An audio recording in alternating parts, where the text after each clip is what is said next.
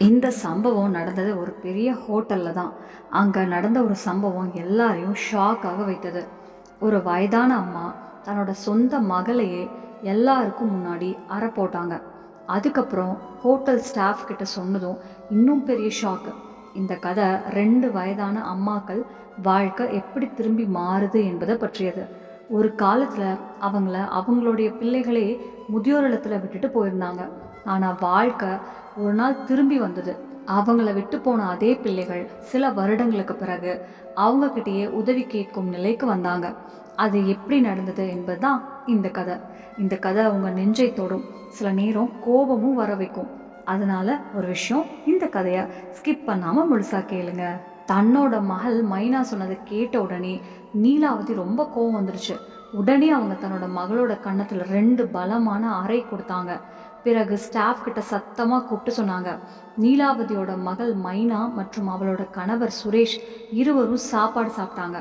முழு பணம் கொடுக்கலனா சமையலறையில் இருக்கும் எல்லா பாத்திரங்களையும் இவங்களாலே கழுவ வைக்கணும். பணம் வாங்காமல் இவங்க ஹோட்டல்லேருந்து வெளியே போகக்கூடாது. எதுவும் தெரியாத அந்நியங்களுக்கு நாம் இப்படி இலவசமாக சாப்பாடு கொடுக்க முடியாது அப்படின்னு சொல்லிக்கிட்டு நீலாவதி சாதனாவோட கையை பிடிச்சிக்கிட்டு சொன்னாங்க, வாங்க சாதனா, இனிமே நமக்கு யாரோட உதவியும் தேவையில்லை. நாம் இருவரும் ஒருத்தருக்கு ஒருத்தர் ஆதரவு அப்படின்னு சொல்லிக்கிட்டு ஹோட்டலுக்குள்ளே இருக்கும் தங்களோட ஆஃபீஸ் ரூமுக்குள்ளே போயிட்டாங்க. அதே நேரம் மீண்டும் ஒரு முறை அந்த முதியோர் இல்லம் வெளியே ஒரு பெரிய கார் வந்து நின்றது. கார் சத்தம் கேட்ட உடனே அங்கே மைதானத்தில் உட்கார்ந்து இருந்த எல்லா வயதானவங்களும் ஆர்வமாக வெளியே பார்த்தாங்க. அவங்களுக்குள்ள சிலர் பேசிக்கிட்டாங்க, யாரோட பிள்ளைகள் தங்களோட அம்மா அப்பாவை பார்க்க வந்திருக்கலாமோ, இல்லையெனில் வீட்டுக்கு அழைத்து போக வந்திருக்கலாமோ என்று. அப்போது பக்கத்தில் உட்கார்ந்துருந்த வயசான சரோஜா சொன்னாங்க, நான் இந்த முதியோர் இல்லத்தில் 10 வருஷமாக இருக்கேன். இவ்வளவு நாளாக யாரோட பிள்ளைகள் இங்கே விட்டு சென்ற பெற்றோரை திரும்ப அழைத்து போனதை ஒரு நாளும் நான் பார்த்ததே இல்லை. படித்தவங்களோ பணக்காரவங்களோ தான் தங்களோட பெற்றோரை இங்கே விட்டு போகிறத நான் பார்த்துருக்கேன். ஆனால் இங்கேருந்து அழைத்து போனதை ஒருபோதும் பார்க்கல. அதனால யாராவது வந்து உங்களை அழைச்சிட்டு போவாங்கன்னு நம்பிக்கை வைக்காதீங்க. நாம் எல்லாரும் இங்கே தான் இருப்போம். மேலுமா நம்ம கூட்டத்தில் இன்னும் ஒருத்தர் இருவரும் கூட சேரலாம். அந்த நேரத்தில் நீளமான வெள்ளை நிற கார் மின்னிக்கிட்டே நின்றது. டிரைவரின் சீட்ல இருந்து ஒரு ஆள் வெளியே இறங்கினான். அவன் வெள்ளை சட்டை, நீல ஜீன்ஸு, காலில் கருப்பு ஷூஸ், கண்களில் கருப்பு கண்ணாடி, கையில் விலையுயர்ந்த கடிகாரம். பார்த்த உடனே ரொம்ப பணக்கார மாதிரி தெரிஞ்சான். முன் சீட்ல இருந்த ஒரு பெண்ணும் இறங்கினான். அவள் நீல நிற சேலை போட்டிருந்தா, கையில் விலையுயர்ந்த ஹேண்ட்பேக். அந்த ஆள் காரின் டிக்கியை திறந்தான். அந்த பெண் பின்பக்க கதவை திறந்தான். டிக்கியிலேருந்து 2-3 பேக்கில் கொண்டு வந்து முதியோர் இல்லம் வெளியே இருக்கும் மேடையில் வச்சா. பிறகு காருக்குள்ளே கையை நீட்டி ஒரு வயசான அம்மாவை பிடிச்சிக்கிட்டு வெளியே இறக்கினான். அந்த அம்மா ரொம்ப ஒல்லியாக இருந்தாங்க. முழுக்க வெள்ளை முடி, கண்களில் பெரிய பவர் கண்ணாடி, வெள்ளை சேலை, முகம் முழுக்க வயது குறிகளும் அதோடு சேர்ந்து ஆழமான சோகமும். கண்களில் கண்ணீர் நிரம்பி இருந்ததால் அவங்களுக்கு சுற்றியதெல்லாம் மங்களாதான் தெரிஞ்சது. அந்த வயசான அம்மாவை கையை பிடிச்சிக்கிட்டு அந்த ஆள் முதியோர் இல்லத்துக்குள்ளே கொண்டு வந்தான். ஆனால் அந்த அம்மா தன்னோட மகனோட கையை விடவே மாட்டாங்க. எவ்வளவு கையை விட சொன்னாலும் ஒரு சின்ன குழந்தை மாதிரி அவன் சட்டையை பிடிச்சிக்கிட்டே இருந்தாங்க. அவங்களோட கண்களில் ஒரே பயமும் துயரமும் தெரிஞ்சது. அப்போது அந்த மகன் கோவத்தோட சொன்னான், போதுமா, இப்போ இந்த அழுகையை நிறுத்துங்க. 6 மணி நேரத்துக்குள்ளே எனக்கு விமானம் இருக்குது. நீங்கள் இப்படி அழுதுகிட்டே இருந்தால் நான் லேட் ஆகிடுவேன். வாங்க உள்ள, நான் மேலாளரிடம் எல்லா விஷயங்களையும் சொல்லி வைக்கிறேன். இந்த 4 பைகளில் உங்களோட எல்லா சாமான்களும் வச்சுருக்கேன். முதியோர் இல்லத்தில் உங்களுக்கு ஒரு ரூம் ஏற்பாடு செஞ்சுருக்கேன். 2 பைகளில் உங்களோட உடைகள் இருக்குது. மற்ற 2 பைகளில் சாப்பாடு, மருந்துகள் எல்லாம் இருக்குது. அந்த நேரத்தில் முதியோர் இல்ல மேலாளர் அங்கே வந்தார். அங்கே உட்கார்ந்துருந்த எல்லா வயதானவர்களும் அந்த அம்மாவை பார்த்துக்கிட்டு தான் இருந்தாங்க. ஆனாலும் அந்த அம்மா இன்னும் தன்னோட மகனோட கையை விடவே தயாராக இல்லை.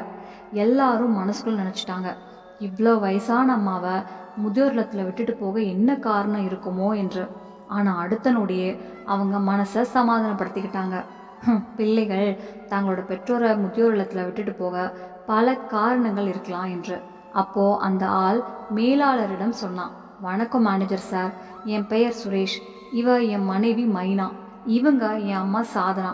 நான் அவங்கள இந்த முதியோர் இல்லத்தில் வைக்க வந்திருக்கேன். நேற்றுக்கு நான் உங்களுக்கு ஃபோன் பண்ணினேன். மேலாளர் சற்று நினைச்சாரு. ஆமாம், இப்போ நினைவுக்கு வந்தது, நேற்று நீங்கள் தான் ஃபோன் பண்ணீங்க அப்படின்னு சொன்னார். ஆமாம் சார் என்று சுரேஷ் சொன்னான். மேலாளர் உடனே ஒரு ஊழியரை அழைத்து, இந்த அம்மாவின் சாமான்களெல்லாம் 16ஆம் ரூமில் வச்சு விடுங்க, இனிமே இந்த அம்மா அந்த ரூமில் தான் இருப்பாங்க அப்படின்னு சொன்னார். அந்த ஊழியர் சாதனா அம்மாவின் 4 பைகளையும் எடுத்துக்கிட்டு ரூமுக்குள்ளே வச்சு வந்தார். பைகள் ரூமுக்குள்ளே கொண்டு போன உடனே சாதனா அம்மாவோட மருமக மைனா தன்னோட கருப்பு கண்ணாடியை தலைக்கு மேலே தூக்கி வச்சு சுரேஷ் கிட்ட சொன்னான். வாங்க சுரேஷ், நம்ம ஃப்ளைட்டுக்கு டைம் ஆயிடுச்சு, இப்போது கிளம்பலன்னா நம்ம லேட் ஆகிடுவோம். நான் நேற்றே உங்ககிட்ட சொன்னேன்ல, இந்த கிளவியை நேற்றே முதியோரத்துக்கு அனுப்பிடலான்னு. ஆனால் இல்லை, நேற்று வர்றதுக்கு ரெடியே இல்லை. இன்னொரு இரவு என் மகனோட கூட இருக்க விடுன்னு பிடிவாதம் பிடிச்சிக்கிட்டே இருந்தா. பாரு, இப்போ உன் கூட உன்னோட கையவே விட மாட்டேங்கிறான். நான் இத்தனை நேரமாக பார்த்துக்கிட்டே இருக்கேன். இன்னைக்கு தான் உன்னோட சட்டையை இஸ்திரி பண்ணி வச்சேன், கையில் பிடிச்சி பிடிச்சி முழுக்க சுருட்டி கெடுத்துட்டா அப்படின்னு சொல்லிக்கிட்டு சாதனா அந்த அம்மாவோட கையை தட்டி போட்டு மைனா சொன்னான். கொஞ்சம் தூரமாக போய் நில்லு, எல்லா உடைகளையும் கெடுத்துட்டீங்க. என் கணவர் இதே உடை போட்டு தான் இன்னைக்கு நாங்கள் வெளிநாட்டுக்கு கிளம்பணும். ஆனால் சாதனா அம்மா அவ சொன்னதில் ஒன்றையும் கவனிக்கவே இல்லை. ஏற்கனவே மருமகளோட நடத்த காரணமாக அவங்களோட மனசு ரொம்ப உடைஞ்சு போயிருந்தது. அவள் என்ன சொன்னாலும் இப்போ அவங்களுக்கு ஒன்றுமே கேட்கவே இல்லாத மாதிரி இருந்தது. கணவர் இறந்ததுக்கப்புறம் மகன்தான் ஒரே ஆதாரம். இப்போ அந்த மகனும் அவங்கள விட்டுட்டு 7 சமுத்திரம் தாண்டி போகிறான். அதனால தான் மகனோட கையை பிடிச்சிக்கிட்டு அழுதுகிட்டே இருந்தாங்க. அதை பார்த்த சுரேஷ் கொஞ்சம் எரிச்சலோடு சொன்னான். போதுமா, ரொம்ப ஆயிடுச்சு. நான் உங்ககிட்ட முன்பே சொல்லியிருக்கேன் இல்லையா, எனக்கு அமெரிக்காவில் நல்ல வேலை கிடச்சிருக்குன்னு. அந்த மாதிரி வாய்ப்பை நான் எப்படி விட முடியும்? உங்களுக்காக என் எதிர்காலத்தை நான் கெடுக்க முடியாது. நீங்கள் உங்கள் வாழ்க்கையை வாழ்ந்துட்டீங்க. இன்னும் சில வருஷங்கள் முதியோர் இல்லத்தில் நாங்கள் இல்லாமல் இருந்தாலும் ஒன்றும் ஆகாது. ஆனால் எங்களுக்கு முன்னாடி இன்னும் முழு வாழ்க்கை இருக்குது. முன்னேற வாய்ப்பு கிடைச்சிருக்கும் போது அதையே விடணும் அப்படின்னு சொல்லிக்கிட்டு சுரேஷும் சாதனா அம்மாவோட கையை தட்டி போட்டான். பாவம் அந்த அம்மா அங்கிருந்த ஒரு நாற்காலியில் உட்காந்துட்டாங்க. சுமார் 5 நிமிஷம் முதியோர் இல்ல மேனேஜர்கிட்ட பேசின பிறகு சுரேஷும் மைனாவும் காரை நோக்கி நடந்து போயிட்டாங்க. சாதனா அம்மா இன்னும் ஏதாவது சொல்லணும்னு அவசரமாக எழுந்து பின்னாடி ஓடினாங்க. ஆனால் மகனும் மருமகளும் ஒரு முறையும் திரும்பி பார்க்கவே இல்லை. கார் ஸ்டார்ட் பண்ணி வேகமாக கிளம்பிட்டாங்க. அதை பார்த்துக்கிட்டே சாதனா அம்மா அங்கேயே நின்று கொண்டிருந்தாங்க. மருமகள் போகும் காரை கண்ணை பிரிக்காமல் பார்த்துக்கிட்டே இருந்தாங்க. கொஞ்ச நேரத்தில் அவங்களுக்கு தாங்க முடியாமல் தரையிலேயே விழுந்துட்டாங்க. அங்கே இருந்த மற்ற வயதானவங்க எல்லாரும் ஓடி வந்து அவங்கள எழுப்பி சமாதானப்படுத்தினாங்க. முதியோருள்ள மேனேஜரும் வந்து தண்ணீர் கொடுக்க, கவலைப்படாதீங்கம்மா, இங்கே நாங்கள் எல்லாரும் இருக்கோம், உங்களை நல்லாவே பார்த்துக்குவோம் என்று ஆறுதல் சொன்னாங்க. ஆனால் சாதனாவோட அம்மா மனசுக்குள்ளே தன்னைத்தானே பேசிக்கிட்டு இருந்தாங்க. என்னோட சொந்த மகன்தான், அவனுக்காக நான் என்னெல்லாம் செய்யலை, என் வாழ்க்கையே பணையம் வச்சு வளர்த்தேன். ஆனால் அவன்தான் என்னை இந்த வயசில் தனியாக விட்டுட்டு போயிட்டான். என் மகனும் என்கிட்ட நல்லாவே நடக்கலை, என் மருமகளும் நல்லா நடக்கலை அப்படின்னு சொல்லிக்கிட்டே கட்டுப்பாடே இல்லாமல் அழ ஆரம்பித்தாங்க. முதியோர் இல்லத்தில் இருந்த மற்ற வயதானவர்கள் அவங்கள சமாதானப்படுத்த முயற்சி செஞ்சாங்க. ஏதாவது சாப்பிட சொல்லியும் கேட்டாங்க. ஆனால் சாதனாவோட அம்மா ஒன்றுமே சாப்பிடவும் இல்லை, தண்ணீர் கூட குடிக்கல. இப்படியே 2 நாட்கள் போயிடுச்சு. சாப்பிடாம இருந்ததால் அவங்களுக்கு தலை சுற்றலும் ஆரம்பிச்சுது. அந்த முதியோருள்ள மேனேஜர் மெதுவாக அவங்கள ஒரு மக மாதிரி கவனிக்க ஆரம்பித்தார். சாதனாவோட அம்மாவும் கொஞ்சம் கொஞ்சமாக அங்கேருந்து மற்றவங்களோட பழக ஆரம்பித்தாங்க, பேச ஆரம்பித்தாங்க. ஒரு 2 மாதத்தில் அவங்களோட உடல்நிலையும் மாற்றம் வந்தது. ஒரு நாள் அங்கேருந்து சில வயசான பெண்களோட சேர்ந்து உட்காந்து பேசிக்கிட்டு இருந்தபோது ஒரு பாட்டி கேட்டாங்க, என்னாச்சுமா, உங்கள் மகனும் மருமகளும் உங்களை ஏன் முதியோர் இல்லத்தில் விட்டுட்டு போனாங்க? அப்போது சாதனாவோட அம்மா கண்கள் இருந்த கண்ணீரை தொடச்சிக்கிட்டு சொன்னாங்க, என் மகனுக்கு வெளிநாட்டில் வேலை கிடச்சிது. ஆரம்பத்தில் என் மகன் போகவே ரெடி இல்லை. ஆனால் மருமகளும் அவளோட வீட்டார் எல்லாரும் சேர்ந்து அவனை வெளியூருக்கு போக சொல்லி கொண்டே இருந்தாங்க. அவள் தன்னோட வீட்டில் எல்லார்கிட்டையும் சொல்லியிருந்தா, நாங்கள் வெளிநாட்டுக்கு போகிறோம், என் மாமியாரும் எங்களோட கூட்டிகிட்டு போகிறோன்னு. அதை கேட்டப்போ எனக்கு ரொம்ப சந்தோஷமாக இருந்தது. என் மகனும் மருமகளும் என்னையும் கூட்டிக்கிட்டு போகிறாங்கன்னு நினச்சேன். நானும் வெளிநாடு போக தயாராக ஆரம்பித்தேன். அப்போது என் மருமக என்னை பார்த்து கேட்டா, நீங்கள் இங்கே போக தயாராகிறீங்க? நாங்கள் உங்களை வெளிநாட்டுக்கெல்லாம் கூட்டிகிட்டு போக மாட்டோம். இந்த வயசில் அங்கே போய் என்ன பண்ண போகிறீங்க? டிக்கெட்டெல்லாம் ரொம்ப ஜாஸ்தி ஆகும், உங்களுக்காக இவ்வளோ பணம் செலவு பண்ண முடியாது. அப்போது நான் கேட்டேன், அப்படின்னா நான் எங்கே போகிறது? நீங்களும் போயிட்டீங்கன்னா நான் எப்படி தனியாக இருப்பேன்? எனக்கு இங்கே வேறு யாருமே இல்லை, நீங்கள் தான் என் முதிய வயசுக்கான ஒரே ஆதாரம். அதற்கு அவ சொன்னது, உங்களை பார்த்துக்கொள்ள நாங்கள் இந்த நல்ல வாய்ப்பெல்லாம் விட முடியாது. உங்களுக்காக நாங்கள் வேற ஏற்பாடு பண்ணி வச்சுருக்கோம். இந்த நகரத்தில் நிறைய முதியோர் இல்லங்கள் இருக்குது. நல்ல ஒரு முதியோர் இல்லத்தில் உங்களுக்கு ரூம் ஏற்பாடு பண்ணி விடுவோம். அங்கே மற்ற வயசானவங்களோட அமைதியாக வாழலாம். அவள் அந்த வார்த்தைகள் சொன்னப்போ என் காலடியிலே இருந்த நிலமே உருண்டு போன மாதிரி இருந்தது. நான் அதை கேட்டதும் முழுக்க அதிர்ச்சி ஆயிட்டேன். என் வாயிலிருந்து ஒரு வார்த்தையும் வரவில்லை. அப்போதே என் மகன் ரூம்லேருந்து வெளியே வந்தான். நான் அவனை பார்த்து கேட்டேன், மகனே, உன் மனைவி என்ன சொல்கிறா? நீ இருவரும் மட்டும்தான் வெளிநாட்டுக்கு போகிறீங்களா? என்னை கூட்டிகிட்டு போக மாட்டீங்களான்னு நான் கேட்டேன். அதுக்கு என் மகன் சுரேஷ் விஷயத்தை தவிர்க்கிற மாதிரி சொன்னான். அட அம்மா, நான் இப்போதான் முதல் தடவையாக வெளிநாட்டுக்கு போகிறேன். அங்கே என்ன சூழ்நிலை இருக்கும்னு எனக்கே தெரியாது. முதல்ல நான் அங்கே போய் செட்டில் ஆகணும். அது வரைக்கும் நீங்கள் இங்கே ஒரு முதியோர் இல்லத்தில் இருந்துக்கோங்க. நான் எல்லாம் சரி பண்ணிவிட்டு பிறகு உங்களை வந்து கூட்டிக்கிட்டு போயிடுவேன் அப்படின்னு சொல்லிட்டு அவன் காரின் சாவி எடுத்துக்கிட்டு ஏதோ வேலைன்னு வெளியே போயிட்டான். நான் அந்த மாதிரி ரொம்ப கஷ்டமாக இருந்தேன். அந்த வார்த்தை கேட்டதுக்கு பிறகு என் மனசு என்ன நிலையில் இருந்திருக்குன்னு கூட அவன் யோசிக்கவே இல்லை. என்ன ஆறுதல் சொல்லணும் என்பதையும் அவன் நினைக்கவே இல்லை. என் மகனும் மருமகளும் என்ன நினைக்கிறாங்கன்னு எனக்கு புரிஞ்சுது தான். ஆனாலும் என்ன செய்வது, தாய்ப்பாசம் விட்டுட முடியல. அந்த நாளே வெளிநாட்டுக்கு கிளம்புறதுக்கு சில மணி நேரம் முன்னாடி அவங்க இருவரும் என்னை இந்த முதியோர் இல்லத்தில் விட்டுட்டு போயிட்டாங்க. இதை சொல்லி கொண்டிருக்கும் போதே சாதனாவோட அம்மாவின் கண்களில் கண்ணீர் நிரம்பி வந்தது. பக்கத்தில் உட்கார்ந்துருந்த மற்ற வயசான பெண்கள் ஒருவரை ஒருவர் பார்த்துக்கிட்டு சொன்னாங்க, இப்போ நாம தான் ஒருத்தருக்கு ஒருத்தர் குடும்பம். நாம் எல்லாரும் சேர்ந்து தான் இருக்கணும். சிரிச்சுக்கிட்டே இந்த வயசை கடத்தணும். கடவுள் நமக்கு கொடுத்த இந்த வாழ்க்கையை எப்படி வந்ததோ அப்படியே ஏற்றுக்கிட்டு வாழணும். ஒரு நாள் மதிய நேரம் முதியோர் இல்லத்தில் இருந்த எல்லாரும் சேர்ந்து மதிய சாப்பாடு சாப்பிட்டுட்டு இருந்தாங்க. அப்போது மறுபடியும் முதியோர் இல்லம் முன்பா ஒரு கார் வந்து நின்றது. அந்த கார்லேருந்து சுமார் ஒரு 60 வயசு இருக்கும் ஒரு பெண் இறங்கினாங்க. அவரை விட்டு செல்ல அவங்களோட மகன் மட்டும்தான் வந்திருந்தான். அவன் வேகமாக கார்லேருந்து பைய எடுத்துக்கிட்டு அங்கிருந்த மேடையில் வச்சான். அந்த அம்மா தன்னோட சேலையின் முந்தானியில் முகத்தை முழுக்க மூடி வச்சுருந்தாங்க. அங்கிருந்த எல்லாரும் அவங்கள பார்த்துக்கிட்டே இருந்தாங்க. 5 நிமிஷத்தில் எல்லா ஃபார்மாலிட்டிஸையும் முடிச்சுட்டு அந்த மகன் திரும்பி போயிட்டான். அந்த அம்மா இன்னும் அங்கேயே உட்காந்துக்கிட்டே இருந்தாங்க. முதியோர் இல்லத்துக்குள்ளே கூட வரல. யார்கிட்டையும் பேசவே இல்லை. அந்த நேரம் வெயில் ரொம்ப அதிகமாக இருந்தது. கடைசியில் ஒரு ஆள் அவங்கக்கிட்ட போய் சொன்னான், அம்மா, இப்படி வெயிலெலாம் உட்காந்துருக்கீங்களே, உடம்பு கெட்டு போயிடும், உள்ளே வாங்க. ரொம்ப கஷ்டப்பட்டு அந்த அம்மாவை கையை பிடிச்சிக்கிட்டே உள்ளே கூட்டி கொண்டு வந்தான். உள்ள ஒரு நாற்காலியில் அவங்க சேலையால் முகத்தை மூடியபடியே மாலை வரைக்கும் உட்கார்ந்துக்கிட்டே இருந்தாங்க. சில நேரம் சேலையின் முனையால் கண்ணீரை துடைப்பது மட்டும் தெரிஞ்சது. அந்த நேரம் சாதனாவோட அம்மா தண்ணீர் குடிக்க அங்கே வழியாக போய்கிட்டு இருந்தாங்க. அவங்கள பார்த்த அந்த பெண் திடீரென்று ஆச்சரியமாக சொன்னாங்க, சாதனா, நீங்கள் இங்கே என்ன பண்ணுறீங்க? நீங்கள் உங்கள் மகனும் மருமகளும் கூட வெளிநாட்டுக்கு போயிட்டீங்கன்னு தான் நான் நினச்சேன். அதை கேட்ட சாதனாவோட அம்மா திரும்பி பார்த்தாங்க. பார்த்த உடனே அதிர்ச்சி ஆயிட்டாங்க. ஏன்னா அந்த பெண் வேற யாரும் இல்லை, அவங்களோட சம்மந்தி நீலாவதி தான். அந்த நேரம் நீலாவதிக்கு வெக்கம் வந்து தலையை குனிஞ்சாங்க. ஏன்னா அவங்களோட மகள் மைனா எல்லார்கிட்டையும் என்ன சொல்லியிருந்தான்னா, தன்னோட மாமியாரை வெளிநாட்டுக்கு கூட்டிகிட்டு போகிறோன்னு. ஆனால் உண்மையிலே சாதனாவோட அம்மா ஏற்கனவே முதியோர் இல்லத்தில் இருந்தாங்க. இப்போது அவங்களோட சொந்த மகனே நீலாவதியையும் முதியோர் இல்லத்தில் விட்டுட்டு போயிட்டான். நீலாவதி அழுதுகிட்டே சொன்னாங்க, என் 2 பிள்ளைகளும் பயனில்லாதவங்க தான். என் மக என்னை முதியோர் இல்லத்தில் விட்டுட்டான். என் மக தன்னோட மாமியாரை விட்டுட்டு வெளிநாட்டுக்கு போயிட்டான். அவங்களுக்கு ரொம்ப வெக்கமாக இருந்தது. சாதனாவோட அம்மாவை நேராக பார்க்க கூட முடியல. தலையை குனிச்சுக்கிட்டே அழுதுகிட்டே இருந்தாங்க. அதை பார்த்த சாதனாவோட அம்மா அவங்களோட மனநிலையை புரிஞ்சுக்கிட்டாங்க. உடனே அவங்கள அணைச்சிக்கிட்டாங்க. இருவரும் ஒருவரை ஒருவர் கட்டி பிடிச்சிக்கிட்டு அழ ஆரம்பித்தாங்க. நீண்ட நேரம் அப்படியே அழுதுகிட்டே இருந்தாங்க. கண்ணீரால் மனசு கொஞ்சம் லேசான பிறகு நீலாவதி கேட்டாங்க, சாதனா, என் மக என்கிட்ட சொன்னது என்ன தெரியுமா?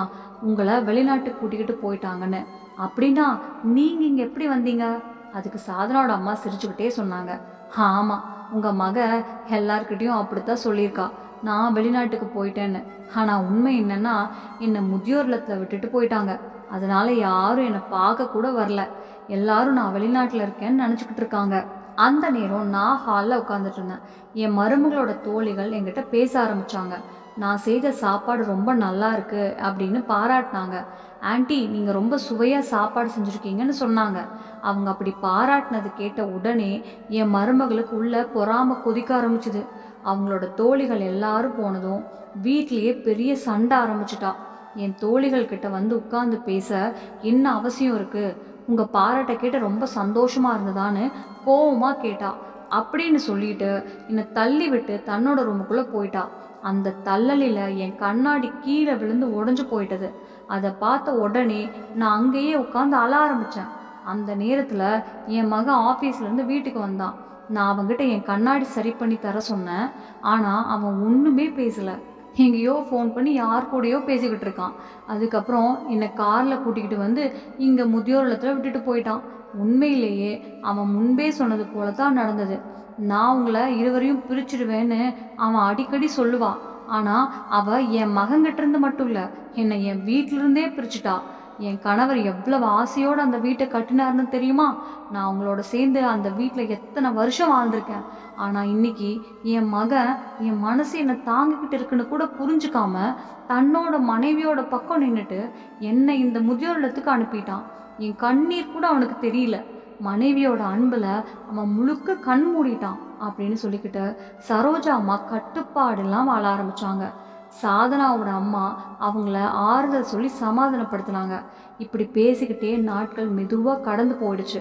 ஒரு நாள் முதியோர் இல்லத்தில் தீபாவளி வந்துச்சு. அங்கே இருந்த எல்லாரும் சேர்ந்து தீபாவளி கொண்டாட தயார ஆரம்பித்தாங்க. அந்த நாளே அங்கே சாப்பாடு சமைக்கும் குக்கு தன்னோட ஊருக்கு லீவ் எடுத்துகிட்டு போயிட்டான். அப்போது பெரிய பிரச்சனை வந்தது. அங்கே சுமார் 40-50 பேர் இருந்தாங்க. அவ்வளோ பேருக்கு சாப்பாடு எப்படி செய்வதுன்னு மேனேஜர் ரொம்ப டென்ஷனில் இருந்தார். அவர் எங்கெல்லாமோ முடியுமோ அங்கெல்லாம் கேட்டு பார்த்தாரு. இன்னைக்கு பண்டிகை நாள், முதியோர் இல்லத்தில் 50 பேருக்கு சாப்பாடு செய்ய யாராவது வர முடியுமான்னு கேட்டார். ஆனால் யாரும் கிடைக்கல.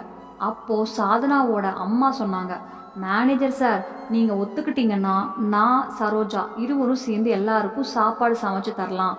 அதை கேட்ட மேனேஜர் கொஞ்சம் ஆச்சரியப்பட்டார். இவ்வளோ பேருக்கு நீங்கள் இருவருக்கும் சாப்பாடு செய்ய முடியுமான்னு கேட்டார். அதுக்கு சாதனாவோட அம்மா சிரிச்சுக்கிட்டே சொன்னாங்க, ஏன் முடியாது சார், நான் கிராமத்தில் இருந்தப்போ எங்கள் குடும்பமே 25-30 பேர் இருந்தது.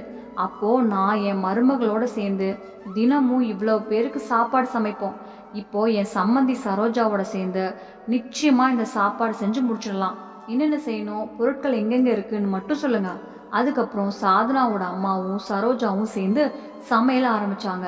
3-4 மணி நேரத்திலேயே அந்த அளவுக்கு பெரிய அளவில் சாப்பாடு எல்லாம் ரெடி ஆயிடுச்சு. அதை பார்த்த மேனேஜர் ரொம்ப ஆச்சரியப்பட்டார். உண்மையிலேயே ரொம்ப ருசியாக சாப்பாடு செஞ்சுருந்தீங்கன்னு பாராட்டினார். அங்கிருந்த எல்லாரும் அந்த சாப்பாட்டை ரொம்ப பாராட்டினாங்க. அப்போது மேனேஜர் சொன்னார், இவ்வளவு சீக்கிரம் இவ்வளவு நல்ல சாப்பாடு செய்கிறீங்க, நீங்கள் ஒரு க்ளவுட் கிச்சன் ஆரம்பிக்கலாம் போல இருக்கே. அதை கேட்ட இருவரும் ஒருவரையொருவர் பார்த்துக்கிட்டாங்க. இந்த க்ளவுட் கிச்சன் அப்படின்னா என்னன்னு கேட்டாங்க. அதுக்கு மேனேஜர் விளக்கமாக சொன்னார், அம்மா, க்ளவுட் கிச்சன்னா வீட்டிலேயே சாப்பாடு செஞ்சு இணையதளம் அல்லது ஆப்ஸ் மூலம் மக்கள்கிட்ட அனுப்பலாம். அதுக்கு உங்களுக்கு பணமும் கிடைக்கும். நீங்கள் விரும்பினா இங்கேயே ஒரு கிச்சன் ஏற்பாடு செஞ்சு தரலாம். நீங்கள் செய்யும் சாப்பாட்டை இணையதளத்தில் விட்டு சம்பாதிக்கலாம். அதை கேட்ட இருவருக்கும் ரொம்ப சந்தோஷம் ஆயிடுச்சு. அப்படியா, வீட்டிலேயே சாப்பாடு செஞ்சு விற்கலாமான்னு கேட்டாங்க. ஆமாம் அம்மா, இப்போ நிறைய பெண்கள் இப்படித்தான் வீட்டிலேயே சாப்பாடு செஞ்சு ஜொமேட்டோ மாதிரி ஆப்ஸில் விற்கிறாங்கன்னு மேனேஜர் சொன்னார். அந்த வார்த்தைகள் இருவருக்கும் ஒரு புதிய நம்பிக்கை கொடுத்தது. இந்த வயசில் கூட வாழ்க்கையில் ஒரு புதிய தொடக்கம் பண்ணலான்னு இருவருமே முடிவு செஞ்சாங்க. முதியோர் இல்லத்தில் இருந்த மற்ற வயசானவங்களும் அவங்களுக்கு முழு சப்போர்ட் கொடுத்தாங்க. இருவரும் சேர்ந்து க்ளவுட் கிச்சனில் உருளைக்கிழங்கு பரோட்டா, காராமணி சாதம், கொண்டக்கடலை சாதம், காய்கறி கறி, சப்பாத்தி மாதிரி வீட்டு சுவை இருக்கும் உணவுகள் செய்ய ஆரம்பித்தாங்க. கொஞ்ச நாள்லேயே அவங்களோட சாப்பாடு ரொம்ப பிரபலமாகிடுச்சு. நிறைய ஆர்டர்கள் வர ஆரம்பிச்சது. மேனேஜரும் அவங்களுக்காக பெரிய கிச்சன் ஏற்பாடு செய்து கொடுத்தாரு. இருவருக்குமே இந்த வேலை செய்ய ரொம்ப சந்தோஷமாக இருந்தது. வேலை செஞ்சுக்கிட்டே அவங்க மருமகள் கொடுத்த துன்பத்தையும் மெதுவாக மறக்க ஆரம்பித்தாங்க. 1 வருஷத்துக்குள்ள இருவரும் சேர்ந்து முதியோர் இல்லத்தில் பக்கத்தில் ஒரு ஹோட்டல் கூட ஆரம்பிச்சிட்டாங்க. அந்த ஹோட்டலில் வேலை செய்ய நிறைய பையன்கள் வேலைக்கும் வச்சுக்கிட்டாங்க. வருமானமும் நல்லா வர ஆரம்பிச்சது. பகல் முழுக்க ஹோட்டலில் வேலை செஞ்சு இரவு முதியோர் இல்லத்துக்கே வந்து அங்கிருந்த எல்லாரோடையும் அமைதியாக வாழ்ந்தாங்க. 2 வருஷம் கழிச்சு ஒரு நாள் ஒரு கணவன் மனைவி முதியோர் இல்லத்துக்கு வந்தாங்க. அவங்களோட முகத்துல பெரிய கவலை தெரிந்தது. முகம் முழுக்க சோர்வும் பதட்டமும் இருந்தது. அவங்க முதியோர் இல்லத்துல பக்கத்துல இருந்த அந்த ஹோட்டலுக்கே வந்து சாப்பாடு ஆர்டர் பண்ணினாங்க. சாப்பாடு சாப்பிட்டதுக்கு அப்புறம் பில் வந்தது.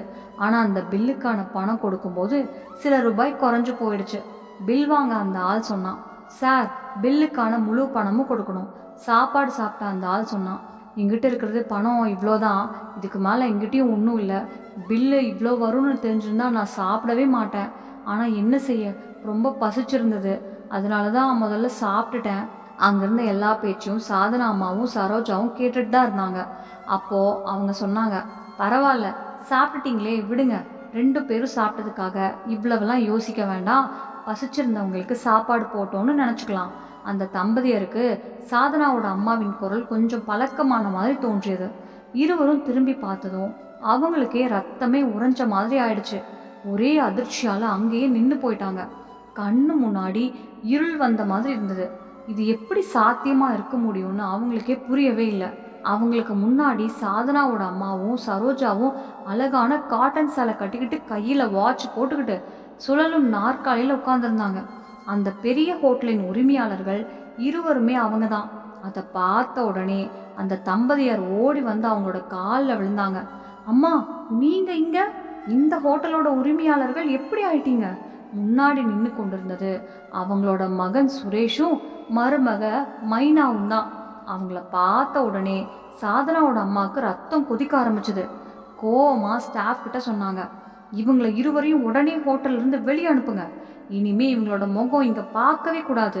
அதை கேட்ட சுரேஷ் அதிர்ச்சியோட சொன்னான், அம்மா, நீங்க உங்க சொந்த மகனையே ஹோட்டல்ல இருந்து வெளியே அனுப்ப சொல்றீங்களா? எப்படி இப்படி பண்ண முடியும்? அவன் தொடர்ந்து சொன்னான், அம்மா, உங்களுக்கு தெரியாது வெளிநாட்டுல எங்களுக்கு என்ன நடந்துச்சுன்னு. முதல் 1 வருஷம் எல்லாம் சரியா தான் இருந்தது. ஆனா 2வது வருஷம் நான் வேலை பார்த்த கம்பெனி மூடுபட்டு போச்சு. அதுக்கப்புறம் நிறைய இடங்கள்ல வேலை தேடினேன். ஆனா எங்குமே வேலை கிடைக்கல. எங்ககிட்ட இருந்த சேமிப்பு பணம் எல்லாம் கடந்த வருஷத்துலேயே முடிஞ்சு போச்சு. வீட்டு செலவு நடத்தவே கஷ்டமா போயிடுச்சு. இந்தியாவில் இருந்தா குறைஞ்ச செலவில் எப்படியோ வாழலாம், ஆனால் வெளிநாட்டில் அது முடியாது. இப்போ எங்ககிட்ட இருந்த பணம் 2 மாதம் செலவுக்கு போதுமா இல்லை, இந்தியாவுக்கு டிக்கெட் எடுத்து திரும்பி வரலான்ற அளவுக்கு மட்டும்தான் இருந்தது. கடைசியில் எங்ககிட்ட இருந்த எல்லா பணத்தையும் வச்சு விமான டிக்கெட் எடுத்து இந்தியாவுக்கு வந்துட்டோம். இப்போ எங்ககிட்ட ஒன்றுமே இல்லை. நான் இருந்த வீட்டையும் வித்துட்டு தான் போனேன். இப்போ எங்கே தங்குவதுன்னு கூட தெரியல. ஆனால் அம்மா, உங்களை பார்த்தா நீங்கள் ரொம்ப பணக்காரர் ஆகிட்டீங்க போல இருக்கு.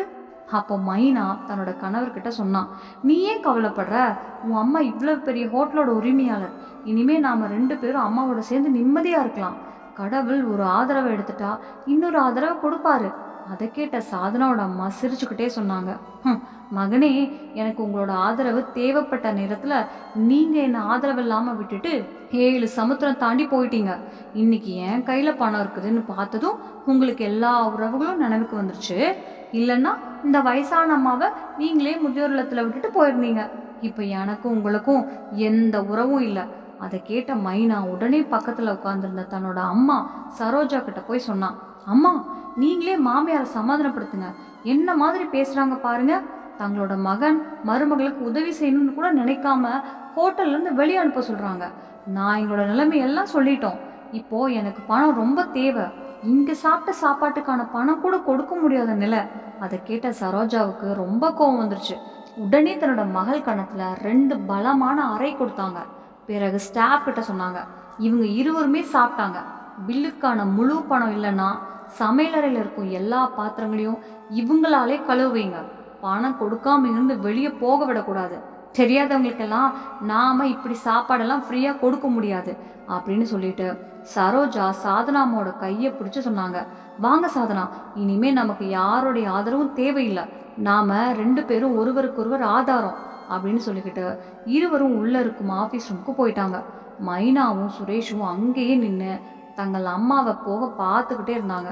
அந்த நேரம் ஹோட்டல் ஸ்டாஃப்ல இருந்த ஒரு பையன் வந்து மைனா கிட்ட சொன்னான், பணம் கொடுக்கலன்னா மேடம் சொன்னது போல பாத்திரம் எல்லாம் கழுவணும், வாங்க, இல்லாட்டி பணத்தை கொடுங்க. அதை கேட்ட மைனாவுக்கு உலகமே சுழல்ற மாதிரி ஆயிடுச்சு. ஸ்டாஃப் மக்கள் தங்களுக்குள்ள பேசிக்கிட்டாங்க.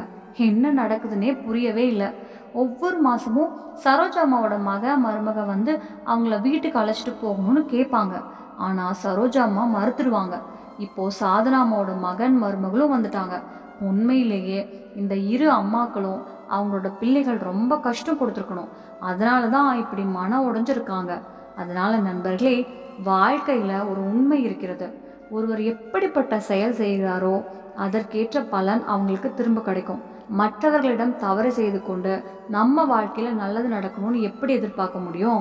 உங்கள் வயசான அம்மா அப்பாவை மதிக்கல, அவங்களோட தேவையை புரிஞ்சுக்கல அப்படின்னு சொன்னால் ஒரு நாள் வாழ்க்கையே அதற்கான பாடத்தை கற்றுக் கொடுக்கும் அப்படின்னு சொல்லிட்டு இந்த கதையை முடிக்கிறோம். நண்பர்களே, இன்றைக்கு இந்த கதை உங்களுக்கு எப்படி இருந்தது? பிடிச்சிருந்தா கண்டிப்பாக கமெண்ட்டில் சொல்லுங்கள். மேலும் இப்படிப்பட்ட கதைகளை பார்க்க நம்ம மினி கதைகள் சேனலை லைக் பண்ணி சப்ஸ்கிரைப் பண்ண மறக்காதீங்க. நன்றி. நம்ம சேனலில் பிடிச்சிச்சுன்னா லைக் பண்ணுங்க, ஷேர் பண்ணுங்க, சப்ஸ்கிரைப் பண்ணுங்க. நன்றி.